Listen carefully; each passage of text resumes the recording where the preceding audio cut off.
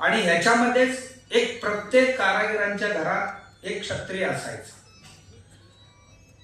जे रोहिदास महाराज आहेत हे चौमर घराण्यातले, हे खरं म्हणजे क्षत्रिय घराण्यातले. यांच्या घरातले एक माणूस सैन्यात होता, म्हणून त्या सैन्यात ज्यांची पाळी त्यांच्या मुलांना सैन्यात पाठवावं लागते नेहमी, हे सगळ्यांच्या घरातली लोक जातात. म्हणून ह्यांना म्हणत होते की हे प्रत्येक कारागिरीमध्ये एक क्षत्रिय घराणा असायचा आणि त्यांची लोक शिपाईपासून सैनिकापासून सेनापतीपर्यंत ते काम करत होते असं. आणि याशिवाय अत्यंत श्रीमंत कारागीर कोण असेल तर जुन्या काळात चर्मकार होता.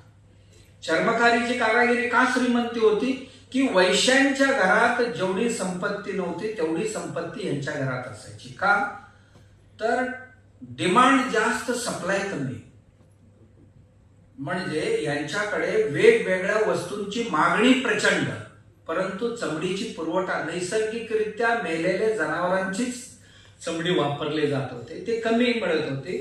त्याच्यामुळे डिमांड जास्त झाली, सप्लाय कमी झाले की प्राइस वाढतो ऑटोमॅटिक. त्यामुळे यांच्या घरात जेवढं सोनं होतं तेवढं सोनं वैश्यांच्या घरात सुद्धा नसायचं असं म्हणतात. कारण